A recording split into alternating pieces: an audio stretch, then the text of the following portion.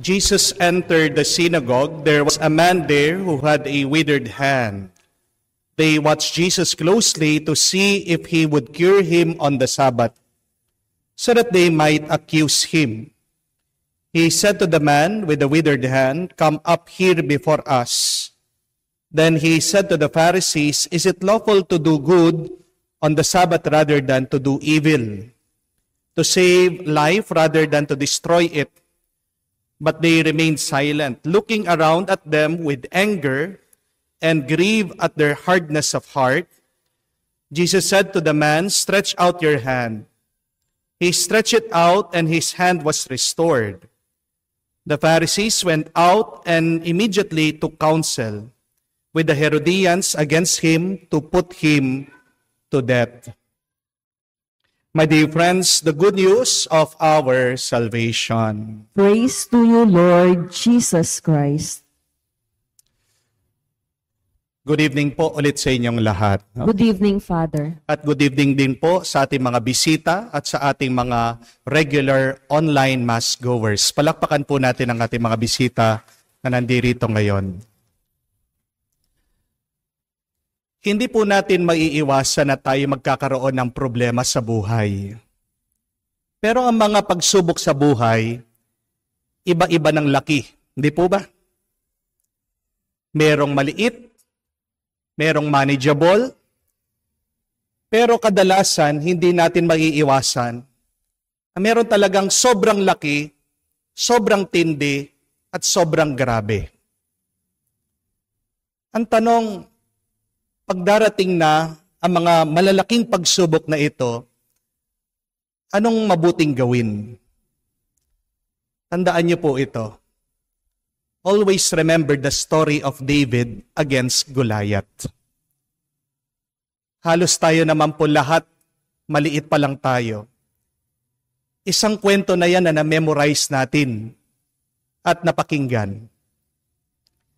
But have we really understood this story of David against Goliath? Isipin natin si Goliath yung malaking problema natin. At tayo parang napakaliit natin, parang tayo si David. Paano ba niya natalo itong kanyang malaking kalaban? And I think that is the question, the concern of a lot of us. How can we defeat our big problems in life? I think the number one thing that we should do is stop making excuses. Pagtakot ang tao, halata, hindi lang sa muka, pero maririnig mo yan sa kanyang pananalita. Ang takot ng tao, maririnig mo, mararamdaman, hindi lang pag siya'y nanginginig. Pero pag gumagawa ng maraming dahilan ang isang tao, ibig sabihin, alangan siya, takot siya, kinakabahan siya. Si David faced Goliath. He had no excuses. Kasi mas malaki yung kanyang pananampalataya kesa sa kanyang takot. Hindi siya nagpasindak dito kay Goliath. Itong mga ibang sundalos ng Israel, umurong. Bakit? Kasi nauna silang natakot. Nauna silang nasindak dito sa ginagawa ni Goliath. Sino ba naman hindi matatakot, lumalabas? Napakatangkad daw, sumisigaw, hawak-hawak ang kanyang malaking sandata. Totoo naman, nakaka-intimidate. Pero anong sekreto nitong si David? Hindi niya tinignan yung kanyang problema. Tumingin siya sa kanyang malaking Diyos. And I think it is a very beautiful reminder to all of us. Stop looking at your big problem, but start looking at your big God who can defeat your big problem. Pag kasi palagi kang nakatingin sa iyong malaking problema, gagawa at gagawa ka ng dahilan para hindi mo harapin yan. Agad sasabihin mo, hindi ako nag-aral eh. Hindi ko kaya yan, hindi ko alam. May sakit ako, mahirap lang ako. You can think of thousands and thousands of excuses not to face your problem, but your problem will still remain. Your excuses will never defeat your big problem. Amen? Mananatili at mananatili yang iyong suliranin kung hindi mo yan haharapin. Saan ka makakakuha ng solusyon, ng sagot? Sa Diyos. Go straight to God. Pray. Ask for the Holy Spirit. And God will enlighten you. Instead of excuses, have a big faith in God. Amen? But secondly, use what you have. Uulitin ko po yun. If you want to defeat your big problem, use what you have. Because believe, my dear friends, that God has given us everything that we need in order for us to defeat our big problems. God has blessed us. Everything coming from the heavens. So that we can overcome whatever trials and challenges that we have. Balikan niyo po yung kwento ni David. Ano ang ginamit niya? Yung palagi niyang ginagamit.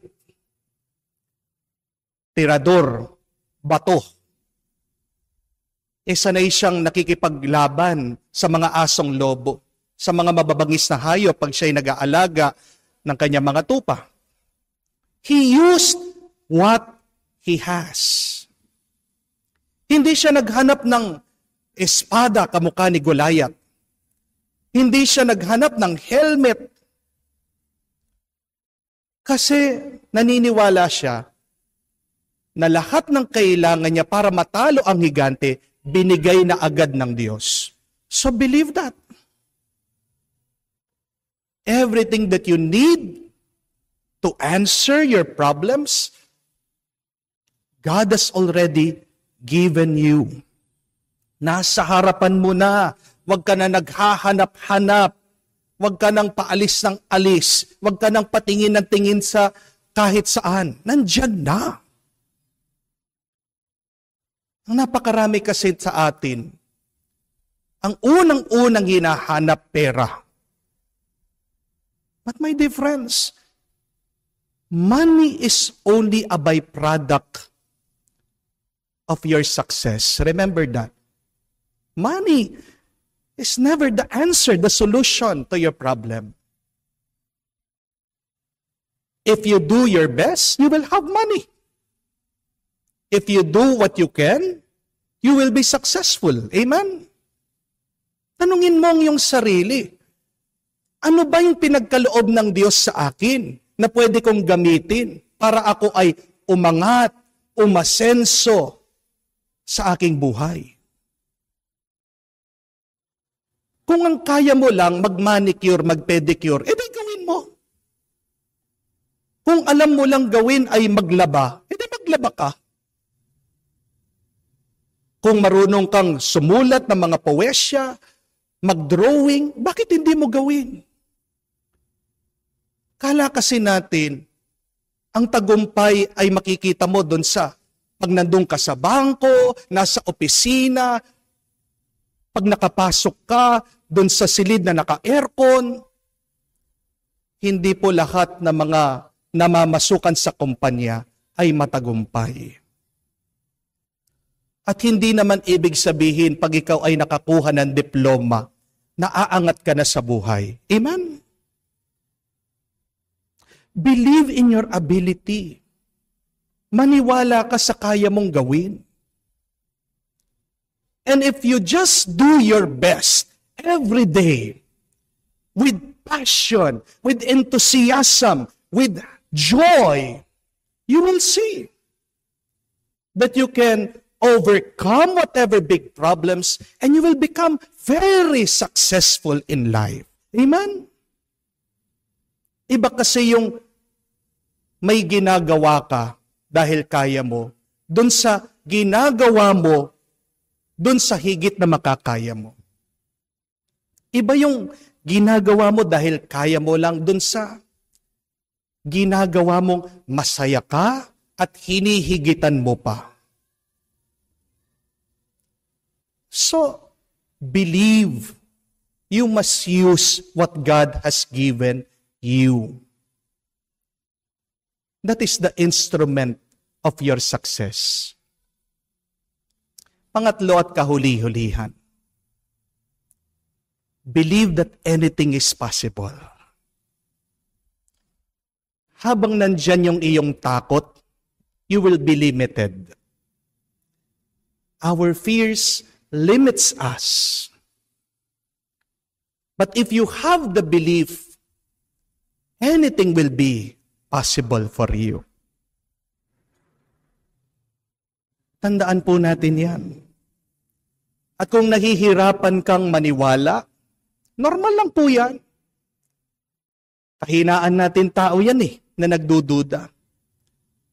Pero wag mong hahayaan na kainin ka ng iyong pagdududa. If you have disbelief, if you have doubt, then pray. Offer your doubts and disbelief to God.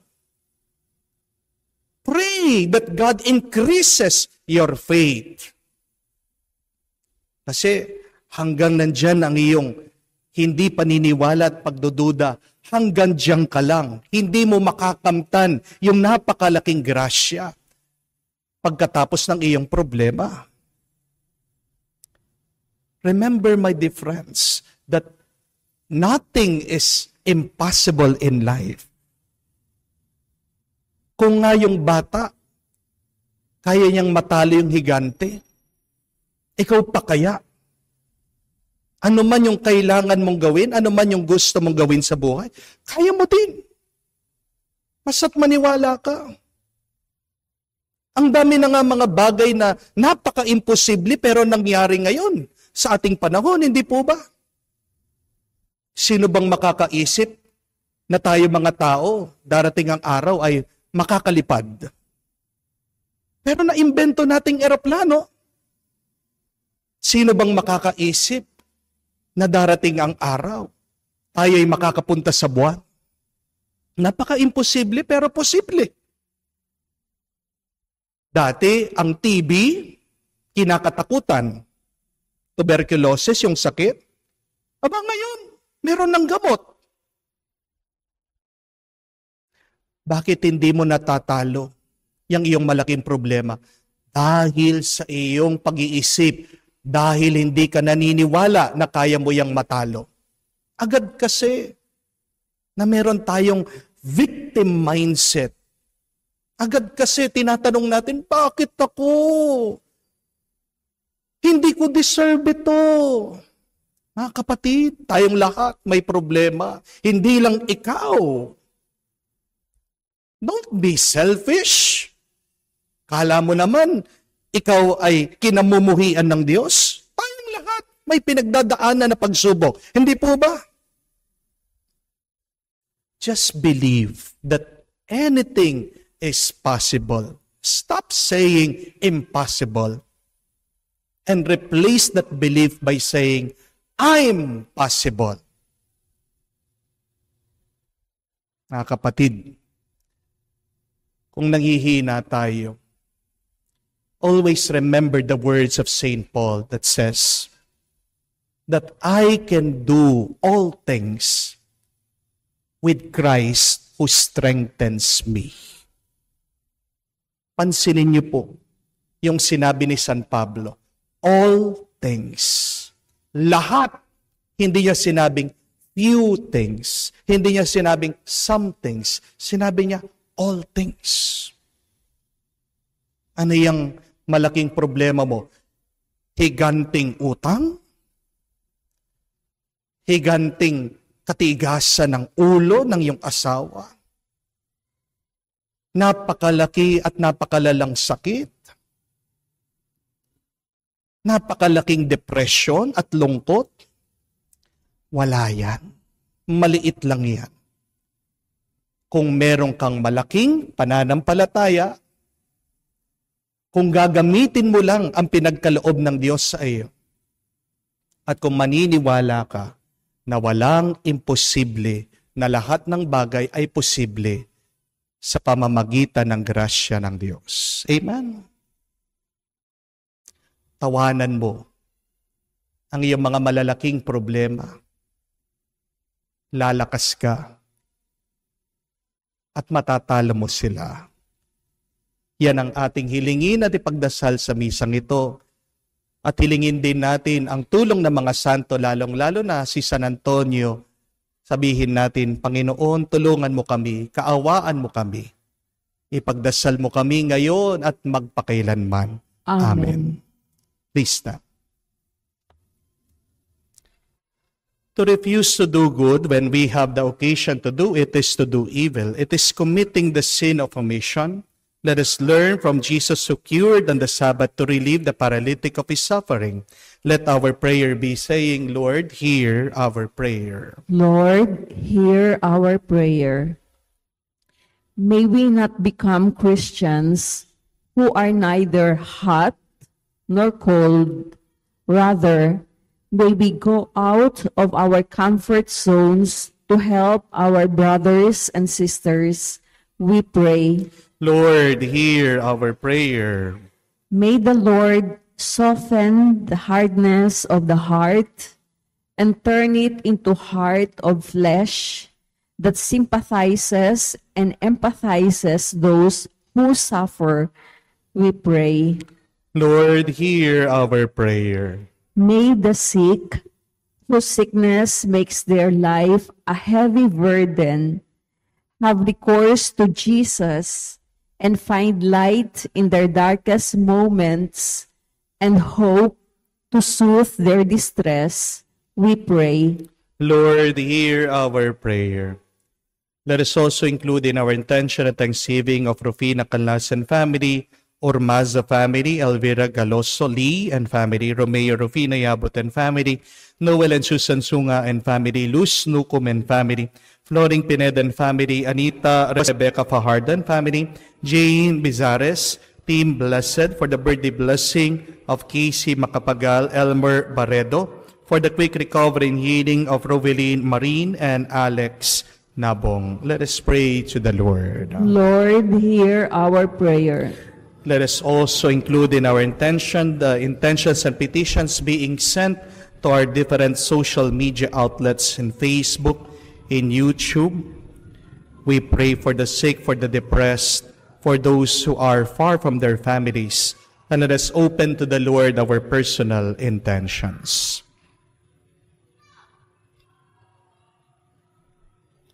Lord God, you made the Sabbath for man, not man for the Sabbath. Let us use the things you have given us wisely and never for exploiting human beings. We ask this through Christ our Lord. Amen.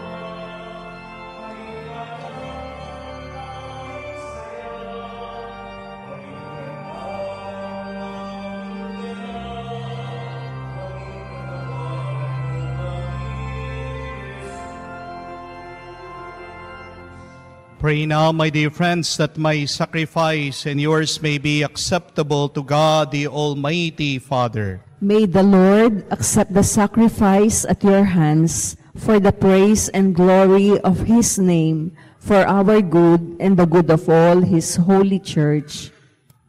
Receive, O Lord, we pray, the offerings placed on your altar in commemoration of Blessed Anthony, so that as you brought him glory, you may through the sacred mysteries grant us to your pardon.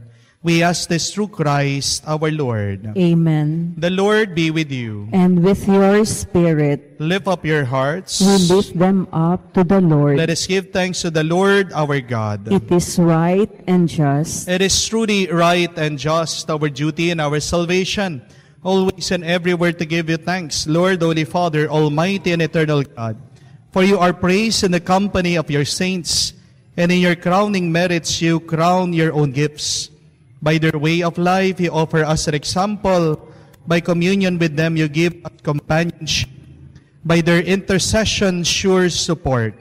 So that, encouraged by so great a cloud of witnesses, we may run as victors in the race before us, and win with them the imperishable crown of glory.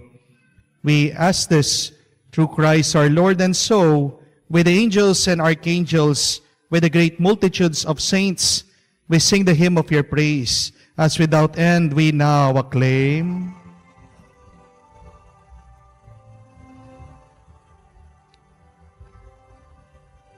Santo, Santo, Santo, Panginoong Diyos sa mga hukbo, napupuno ang langit at lupa na kadakilaan mo. Hosana, Hosana, sa kaitaasan, pinagpalang na paririto, sa ngalan ng Panginoon. Hosana, Hosana, sa kaitaasan, Hosana, Hosana, sa kaitaasan.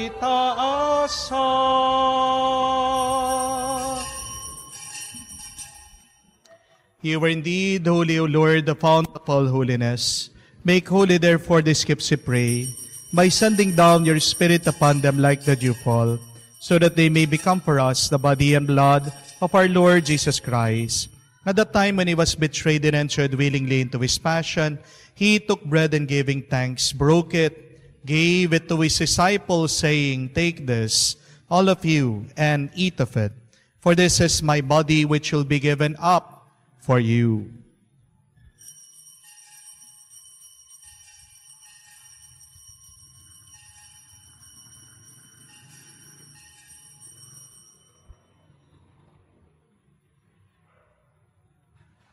In a similar way, when supper was ended, he took the chalice, and once more giving thanks, gave the chalice to his disciples, saying, "Take this."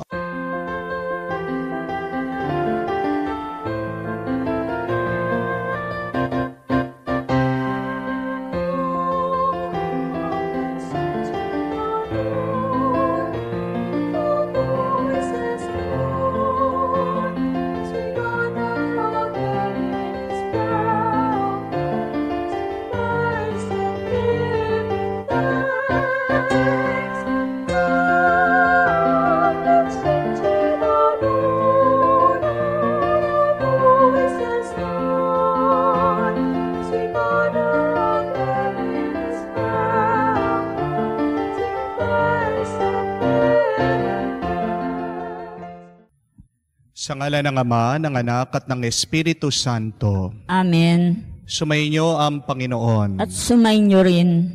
Mga kapatid, minsan pa tayo ay nagsama-sama dito sa banal na misa. Hinihiling natin na tayo ay lumago sa ating buhay, maging mabunga. Tanggapin natin ang mga masasamang karanasan ng ating buhay. Pagdasal natin ng mga hindi mabubuting tao sa atin. Pagdasal natin na tayo ay maging kamuka ng ating Panginoon. lalong-lalo na ang kanyang kabanal-banalan na puso na mabuti, nagpapasensya, at nagpapatawad sa iba. Para minsan pa tayo'y maging karapat-dapat na makatanggap sa mga banal na misteryo, hilingin muli natin ang awa at kapatawaran ng Diyos. Inaamin ko O sa makapangyarihang Diyos at sa inyo mga kapatid na lubha akong nagkasala sa isip, sa salita, sa gawa at sa aking pagkukulang, kaya'y sinasamo ko sa mahal na Birheng Maria, sa lahat ng mga anghel at mga banal at sa inyo mga kapatid na ako'y ipanalangin sa Panginoong ating Diyos. kaawaan tayo na makapangyarihan Diyos, patawarin tayo sa ating mga kasalanan at patnubayan tayo sa buhay na walang hanggan. Amen. Panginoon, kaawaan mo kami. Panginoon, kaawaan mo kami. Kristo, kaawaan mo kami. Kristo, kaawaan mo kami. Panginoon, kaawaan mo kami. Panginoon, kaawaan mo kami. Manalangin tayo. Ama naming makapangyarihan, ang langit at lupa ay iyong pinamamahalaan. Dinggin mo ang pagluhog ng iyong sambayanan at pagkalooban mo kami ng kapayapaan araw-araw. Sa pamamagitan ni Jesucristo kasama ng Espiritu Santo, magpa sa walang hanggan. Amen.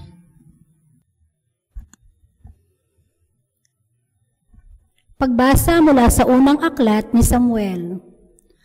Noong mga araw na iyon, pumili si Saul ng 3,000 Israelita at isinama sa paghahanap kay David sa bundok na mailap na kambing. Nang matapat sila sa isang kulungan ng tupa sa tabi ng daan, nanabi siya sa may bunganga ng kuweba sa tapat ng kulungan. Samantala, sina David ay nagtatago sa loob ng kuwebang iyon. Sinabi kay David ng kanyang mga tauhan, "Ito na marahil ang katuparan ng salita ng Panginoon na, ibibigay ko sa iyo ang iyong kaaway at maaari mong gawin ang kanyang gusto." Palihim na lumapit si David at pinutol ang laylayan ng kasuotan ni Saul. Nang magawa niya ito, siya'y inusig ng kanyang budhi, pagkat para sa kanya, nilapastanganan ang hari. Sinabi niya sa kanyang mga tauhan, "Huwag na lang itulot ng Panginoon na lapastanganin ko ang hari na kanyang hinirang." At pinakiusapan niya ang kanyang mga kasama na huwag galawin si Saul. Ito na may nagtindig na at nagpatuloy ng kanyang lakad. Nang malayo-layo na si Saul, lumabas ng kuweba si David at humiyaw, "Mahal kong hari." Nang lumingon si Saul, buong paggalang na yumukod si David. Sinabi niya, "Bakit po kayo naniniwala na nagsabi sa inyo na ibig ko kayong patayin? Pinatunayan ko ngayon na hindi totoo yun. Nang kayo'y manabi sa bunganga ng kuweba, ibig kayong patayin ng aking mga kasama. Ngunit hindi ako pumayag. Sinabi ko sa kanila na hindi ko maaaring pagbuhatan ng kamay ang aking hari, pagkat siya'y hinirang ng Panginoon. Narito, ama ko, ang kapiraso ng laylayan ng iyong balabal. Kung ito'y mapiraso ko sa inyong kasuotan, magagawa ko ring patayin kayo noon kung gusto ko. Ito ang katunayan na hindi ko kayo magagawa ng masama kahit pinagpipilitan niya akong patayin. Ang Panginoon ang humatol sa atin. Siya na ang bahala sa inyo, ngunit hindi ko kayo maaaring pagbuhatan ng kamay. Gaya ng ating kasabihan, masamang tao lamang ang gumagawa ng masama. Ngunit ako ay hindi maaaring magbuhat ng kamay sa inyo. Sino ako para paghanapin ng hari? Ako'y tulad lamang ng isang patay na aso, kasing liit ng pulgas. Ang Panginoon ang humatol sa ating dalawa. Siya ang higit na nakakaalam tungkol sa usapang ito, at siya ang magliligtas sa atin laban sa inyo. Pagkatapos magsalita si David, sinabi ni Saul, "David, anak ko, ikaw nga ba yan? At siya'y nanangis. Sinabi pa ni Saul, higit kang mabuti kaysa sa akin. Sinuklian mo ng mabuti ang masamang ginagawa ko sa iyo. Ito'y pinatunayan mo ngayon. Hindi mo ako pinaslang bagamat maluwag mong magagawa. Bihira sa tao ang makagagawa ng ginawa mo. Ang pawalan, ang kaaway na nasa ilalim na ng kanyang kapangyarihan. Pagpalain ka nawa ng Panginoon sa kabutihan mong ito sa akin. Ngayon, alam kong ikaw ay magiging hari ng Israel at natitiyak kong mapapanatag ang bansang ito sa ilalim ng iyong pamamahala. Ang salita ng Diyos. Salamat sa Diyos. Poon kami kaawaan at lagi mong kahabagan. Poon kami kaawaan at lagi mong kahabagan. Mahabag ka, o aking Diyos. Ikaw sana ay mahabag. Sa'yo lumalapit upang ako'y maligtas. Pagkat aking nasumpungan sa ilalim ng iyong pakpak, ligtas ako sa panganib hanggang ito ay lumipas. Poon kami kaawaan at lagi mong kahabagan. Yaong aking tinatawag ang Diyos sa kalangitan. Ang Diyos ang nagdulot ng lahat kong kailangan. Magmula sa kalangitan, diringgin ang aking hibik. Ang lahat ng kaaway ko'y lubos niyang magagahis. Ang tapat niyang pagmamahal at matatag na pag-ibig, ihahayag ng Diyos sa akin di ikakait. Poon kami kaawaan at lagi mong kahabagan. Ihayag mo sa itaas, O Diyos ko, ang kabantugat, dito naman sa daigdig ang iyong karangalan. Pag-ibig mong walang maliw ay abot sa kalangitan, nadarama sa itaas ang lubos mong katapatan. Poon kami kaawaan at lagi mong kahabagan.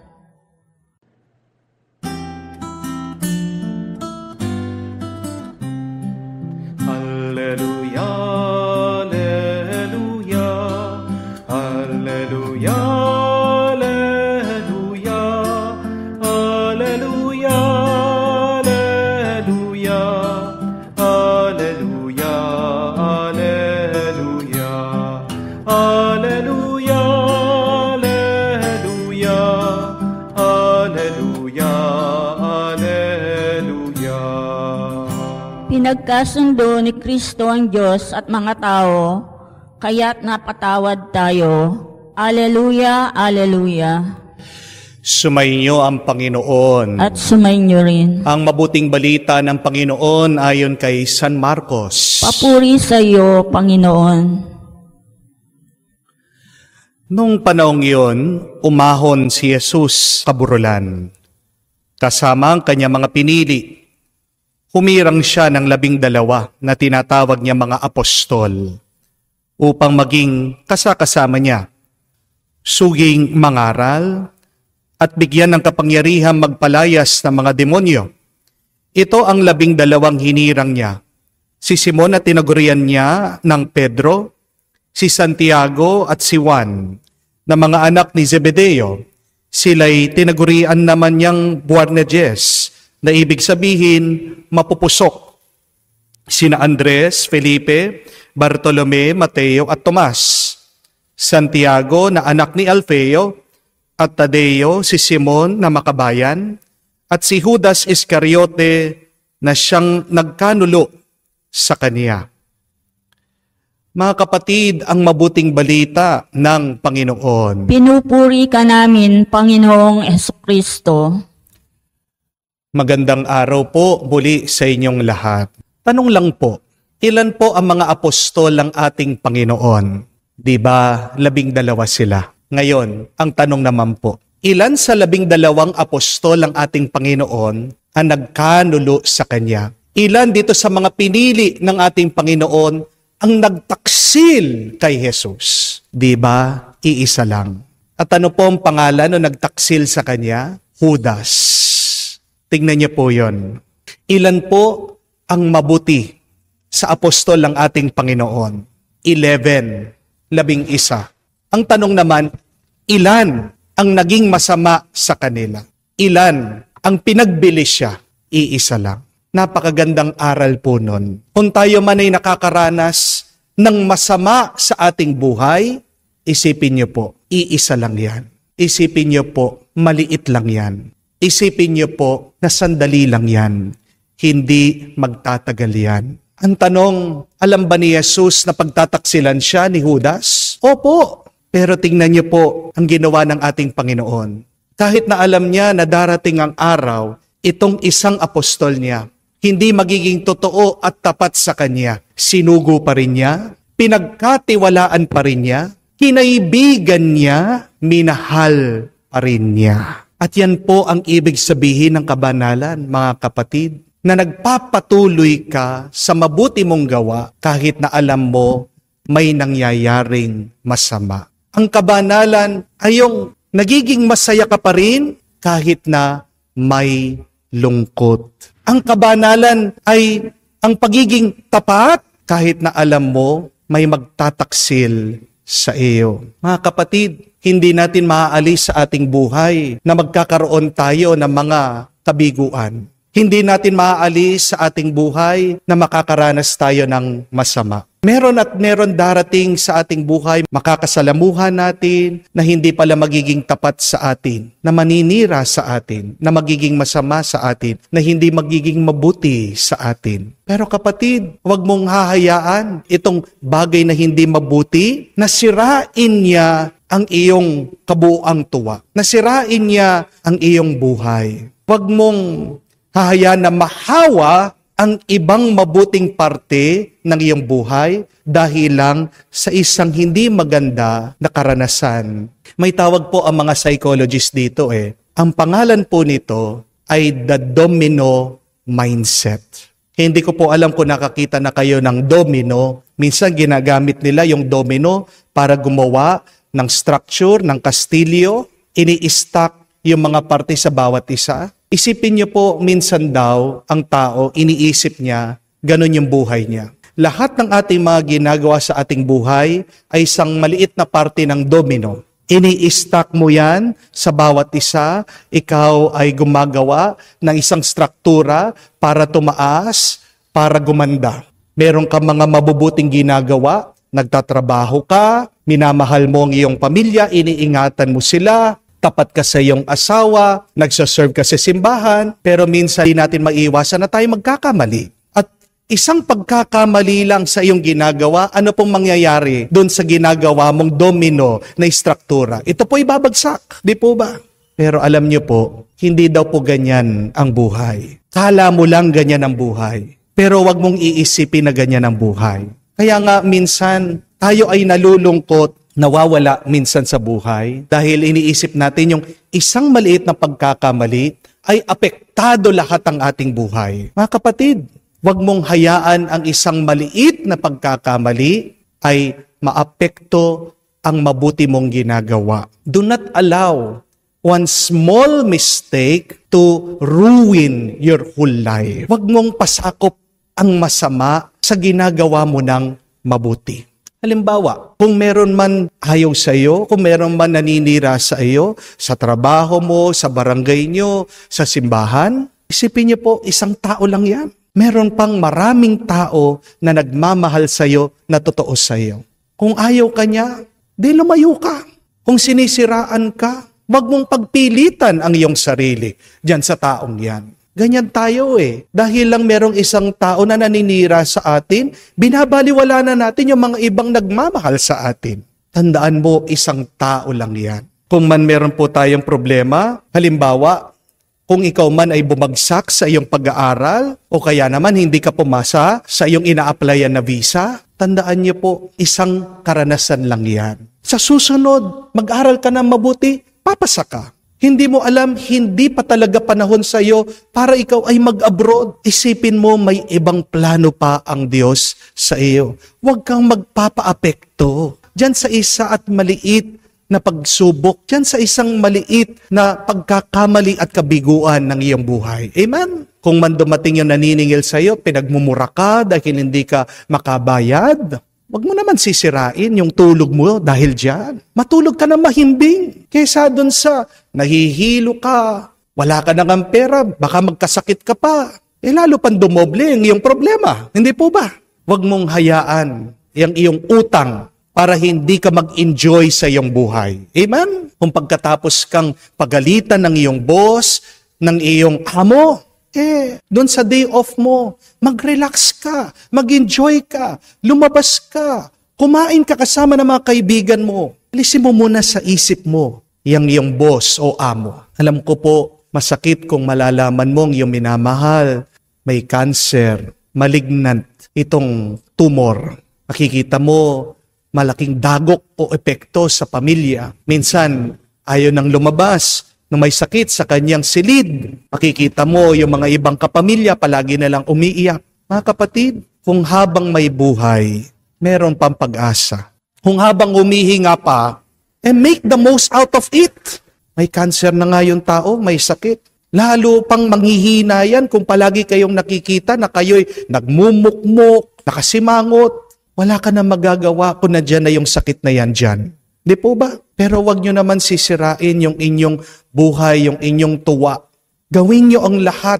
Sulitin nyo yung panahon na binigay ng Diyos sa inyo. Kahit wala pa yung Valentine's, mag-celebrate kayo ng Valentine's. Kahit wala pa yung birthday niya, pag-birthday nyo na siya. Pagkatapos ng birthday, edi magpasko na kayo. Hindi mo alam hanggang saan yung buhay ng tao. At least, kung mawawala yung buhay niya, masasabi nyo na nagsaya kayo, nagsama-sama kayo, nagalak kayo. You have made beautiful memories. Mas nakakalungkot pa nga, yung mga iba, hindi po ba? Wala nga sakit, pero hindi naman pinapansin. Di po ba mas maganda na nalaman mo, kakaunti na lang oras na natitira. Pagkatapos hindi nyo sinayang yung oras at panahon na sama-sama kayo. Mga kapatid, hindi mo maaalis yung mga bagay na hindi natin gusto, yung mga masasamang bagay sa ating buhay. Life can never be perfect. Life will never go as you want it to be.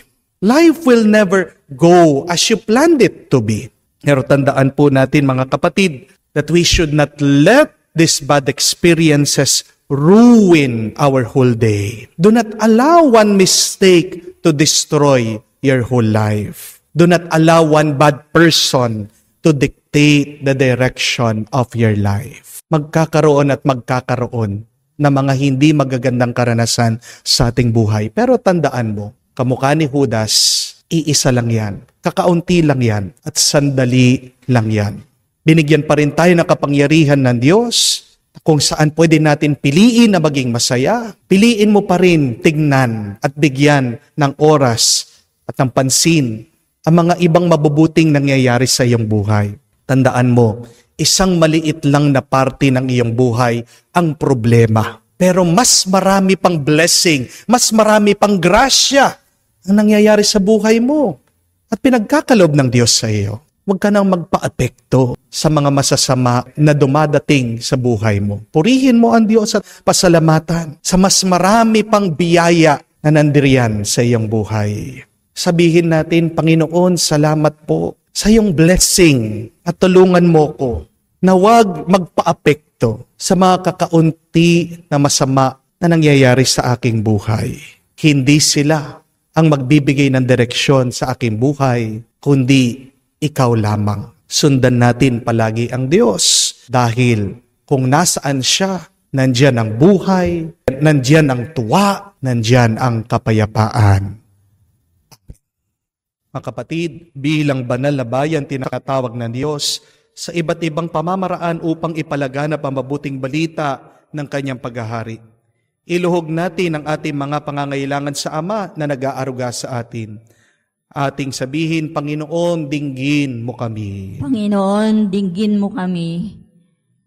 Ang mga tinawag sa simbaan na namuno sa bayan ng Diyos, naway magkaroon ng tapang na ipalaganap ang Ebanghelyo ni Jesucristo sa mansulok ng mundo. Manalangin tayo sa Panginoon. Panginoon, dinggin mo kami. Ang mga naghahanap sa Diyos, naway matagpuan nila ang kaliwanagan at buong kalobang tumugon sa paanyaya ng Diyos na makasama niya. Manalangin tayo sa Panginoon. Panginoon, dinggin mo kami. Ang mga kabataan, naway marinig at makilala nila ang tinig ni Kristo na tumatawag sa kanila sa buhay na paglilingkod. Manalangin tayo sa Panginoon. Panginoon, dinggin mo kami. Sa katahimikan po ng ating puso, isama natin sa ating dasal at dalangin ang personal na pangangailangan ng lahat na nagsesend ng kanilang mga pinapadasal dito sa ating misa online.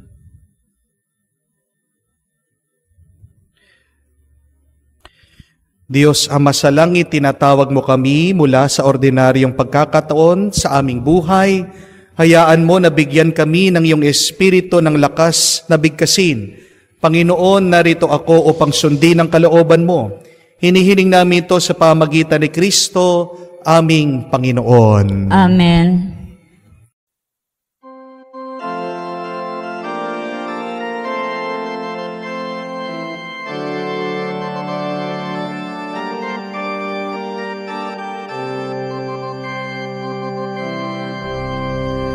Maging tinapay ng aming tuwa, maging alak ng aming saya, maging kanta ng aming galak, maging katawan mo kami, Jesus.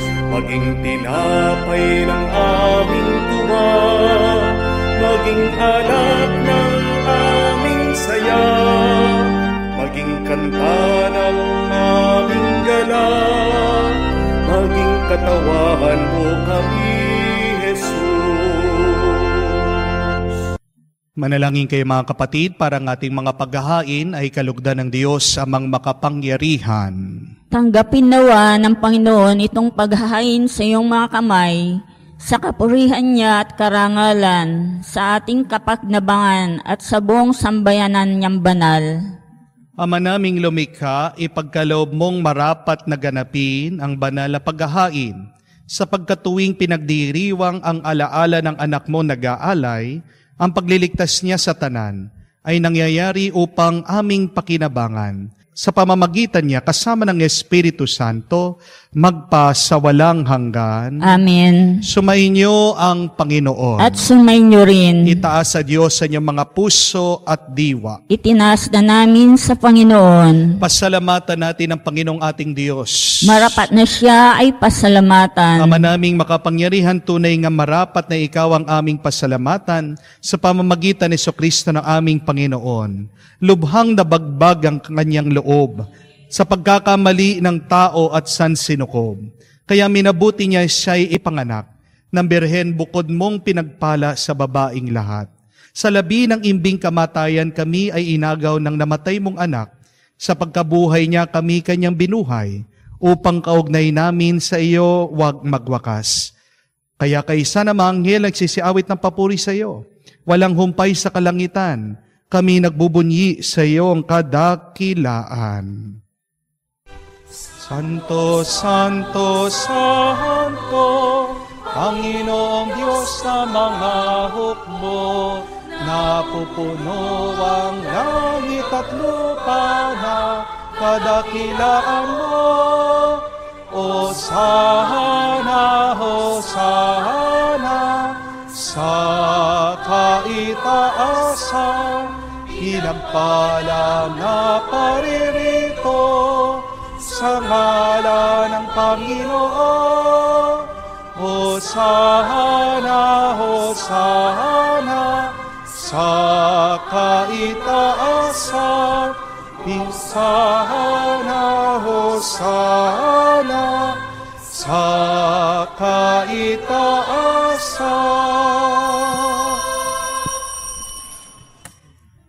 Ama naming banal, ikaw ang bukal ng tanang kabanalan.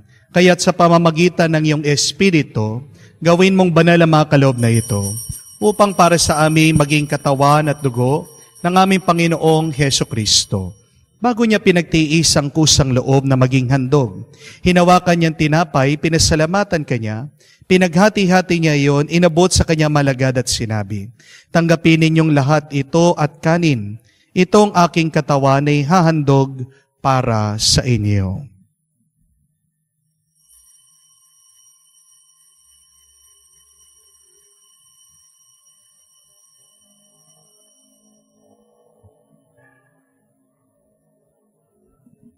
Gayon din naman na matapos ang hapunan, hinawakan niya ang kalis. Muli kanyang pinasalamatan. Inabot niya ang kalis sa kanyang mga alagad at sinabi, "Tanggapin ninyong lahat ito at inumin. Ito ang kalis ng aking dugo, ng bago at walang hanggang tipan, ng aking dugo na ibubuhos para sa inyo at para sa lahat, sa pagpapatawad ng mga kasalanan. Gawin ninyo ito sa pag-aalaala sa akin."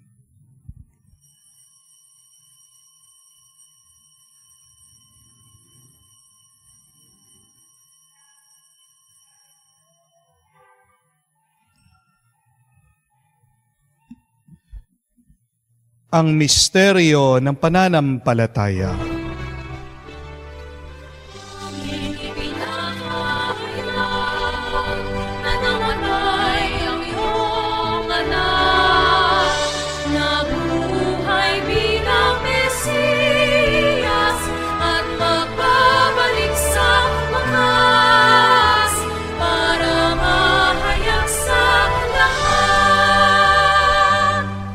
Ama, ginagawa namin ngayon ang pag-alaala sa pagkamatay, muling pagkabuhay ng iyong anak.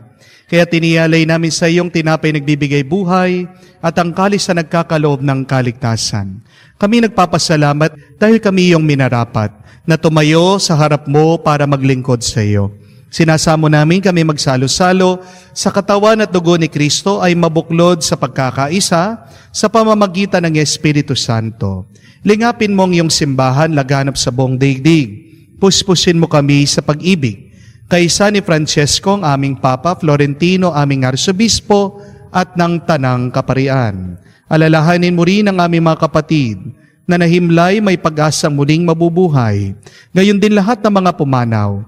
Kaawaan mo sila at patuloyin sa iyong kaliwanagan. Kaawaan mo at pagindapating kaming lahat, makasalo sa buhay na walang wakas. Kaysa na mahal na Birhen Maria, Ina ng Diyos, kaysa na mga apostol lahat ng mga banal, na namuhay dito sa daigdig na kalugod-lugod sa iyo. May pagdiwang nawa namin ang pagpupuri sa kararangal mo sa pamamagitan ng iyong anak, aming Panginoong Hesu Kristo.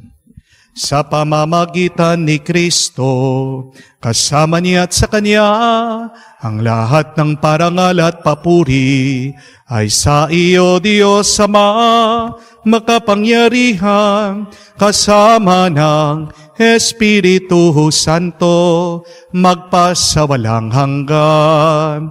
Amen, amen,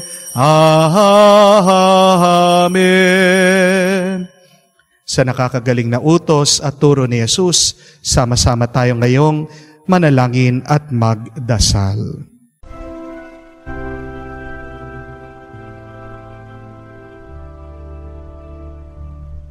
Ama namin, sumasalangit ka, sambahin ang ngalan mo, mapasa amin ang kaharian mo, sundin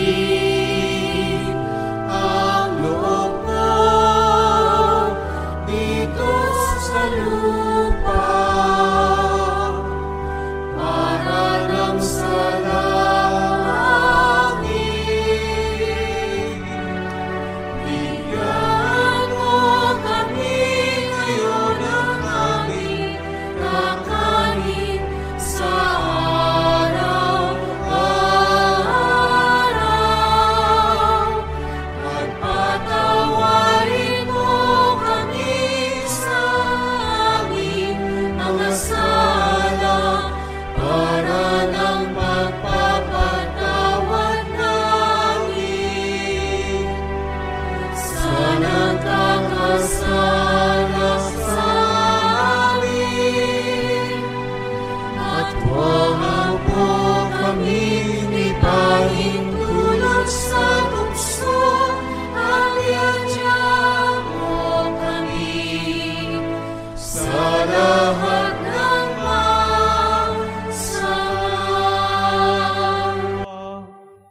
Hinihiling namin kami adya sa lahat na masama, pagkalooban ng kapayapaan araw-araw, iligtas sa kasalanan, ilayo sa lahat ng kapamakan, samantalang aming pinanabikan ang dakilang araw ng pagpapahayag ng tagapagligtas naming si Hesu Kristo. Sapagkat iyo ang kaharian at ang kapangyarihan at ang kapurihan magpakailanman. Amen. Panginoong Yesu Kristo, sinabi mo sa iyong mga apostol, kapayapaan ang iniiwan ko sa inyong aking kapayapaan ang binibigay ko sa inyo. Tunghayan mo ang aming pananampalataya at huwag ang aming pagkakasala.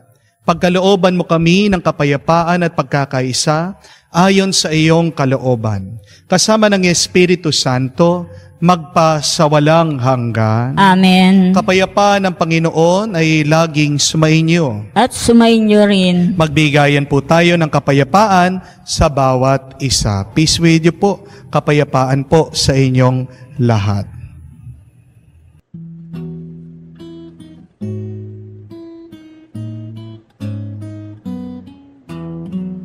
Ito ang ating Panginoong Yesukristo, ang Kordero ng Diyos, nag-aalis sa mga kasalanan ng sanlibutan. Mapalad tayong lumalapit sa piging ng Kordero. Panginoon, hindi ako karapat-dapat na magpatuloy sa iyo, ngunit isang salita mo lamang ay gagaling na ako.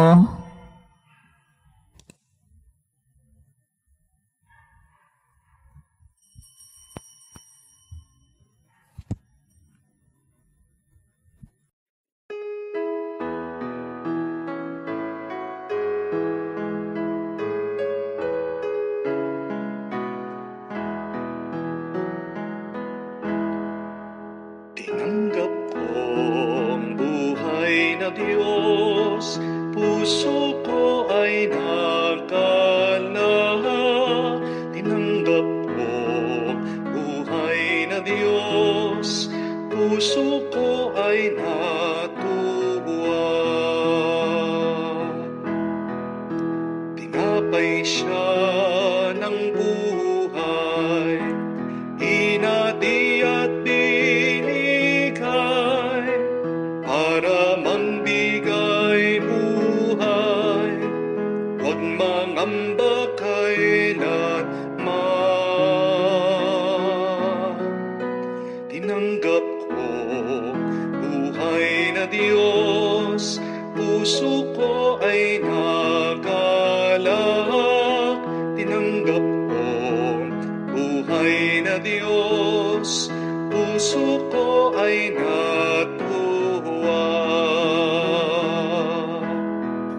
Lumuhod po tayo para sa panalangin sa kabanal-banalan na puso ni Jesus. Jesus, Diyos ko, iyong nasabi, humingi at kayo'y bibigyan. Maghanap at matatagpuan ninyo. Kumatok at bubuksan ang pinto para sa inyo. Tunghayan mo po akong nakaluhod sa may paanan mo. Mapupuno ng buhay na pananampalataya at tiwala sa iyong mga pangakong pinabatid ng iyong kabanal-banalang puso at sinambit ng iyong mga labi. Narito po ako upang hilingin ito. Sa katahimikan po ng ating puso, banggitin natin sa Diyos sa kanyang kabanal-banalan na puso ang ating mga kahilingan.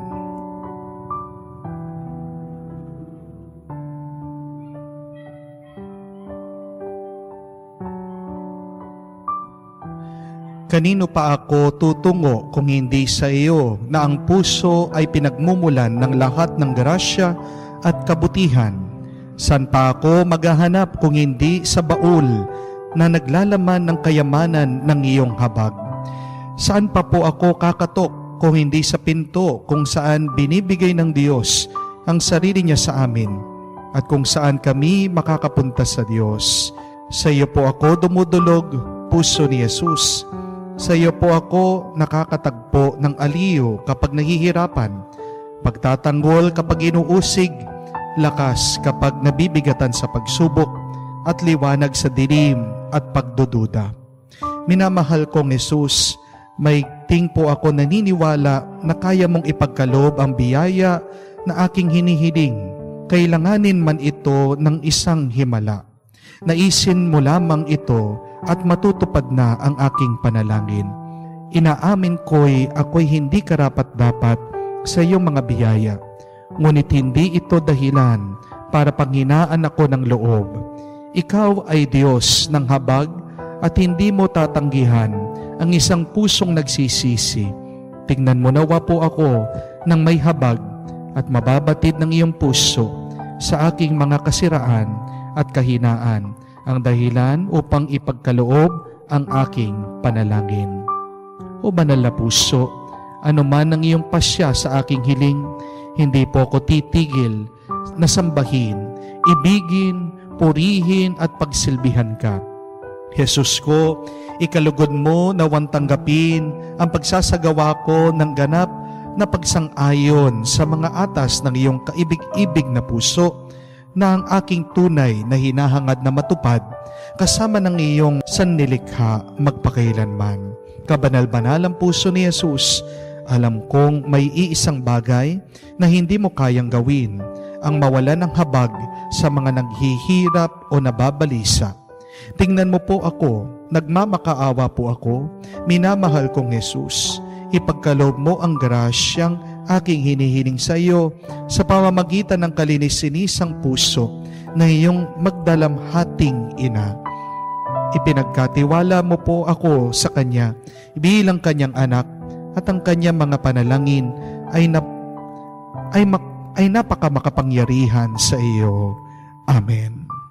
Kabanal-banalan na puso ni Jesus, maawa ka sa amin. Kalinis-sinisa na puso ni Maria, ipanalangin mo kami. Manalangin tayo. Ama naming mapagmahal, hinihiling namin kami pagbigyan, pakundangan sa iyong dulot na pakikinabang. Ipagkaloob mong ikaw ang aming paglingkuran sa pamumuhay namin sa paraan iyong kinalulugdan. Sa pamamagitan ni Jesucristo kasama ng Espiritu Santo, magpasawalang hanggan. Amen. Mga kapatid, tandaan po natin na kahit na merong masamang pangyayari sa ating buhay, ang buong buhay pa rin natin ay maganda. Huwag mong hayaan na ang isang maliit na karanasan, isang kabiguan ay maapektuhan ang buo mong karanasan, ang buo mong buhay, ang buo mong nararamdaman, ang buo mong kaisipan. Huwag mong hahayaan na madikta ng iyong mga masasamang karanasan ang direksyon ng iyong buhay. Always remember that a bad experience does not mean a bad day. That a failure does not mean that your life is a failure. Merong mga pagkakamali, pero meron pa rin mga tama na nangyayari sa iyong buhay. Meron man mga mali na nangyayari sa iyong buhay, meron pa rin grasya at pagpapala na binibigay ang Diyos. Always choose to thank the Lord for His blessing and always continue with joy and with faithfulness in God.